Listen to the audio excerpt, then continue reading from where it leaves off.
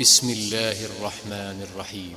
يسبح لله ما في السماوات وما في الأرض، له الملك وله الحمد وهو على كل شيء قدير. هو الذي خلقكم فمنكم كافر ومنكم مؤمن، والله بما تعملون بصير. خلق السماوات والأرض بالحق وصوركم فأحسن صوركم وإليه المصير.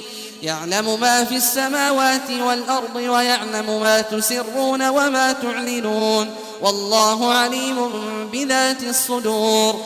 ألم يأتكم نبأ الذين كفروا من قبل فذاقوا وبال أمرهم ولهم عذاب أليم. ذلك بأنه كانت تأتيهم رسلهم بالبينات فقالوا أبشر يهدوننا فكفروا وتولوا واستغنى الله والله غني حميد. زعم الذين كفروا أن لن يبعثوا، قل بلى وربي لتبعثن ثم لتنبؤن بما عملتم وذلك على الله يسير.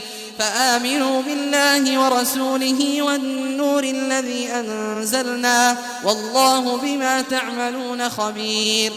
يوم يجمعكم ليوم الجمع، ذلك يوم التغابن.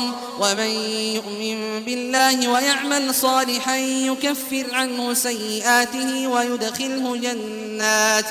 ويدخله جنات تجري من تحتها الأنهار خالدين فيها أبدا، ذلك الفوز العظيم. والذين كفروا وكذبوا بآياتنا أولئك أصحاب النار خالدين فيها وبئس المصير. ما أصاب من مصيبة إلا بإذن الله، ومن يؤمن بالله يهد قلبه، والله بكل شيء عليم. وأطيعوا الله وأطيعوا الرسول، فإن توليتم فإنما على رسولنا البلاغ المبين. الله لا إله إلا هو، وعلى الله فليتوكل المؤمنون.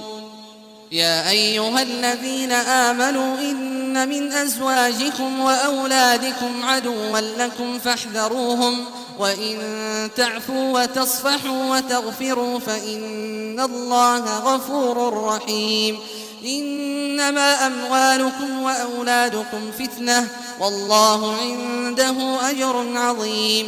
فاتقوا الله ما استطعتم واسمعوا وأطيعوا وأنفقوا خيرا لأنفسكم، ومن يوق شح نفسه فأولئك هم المفلحون.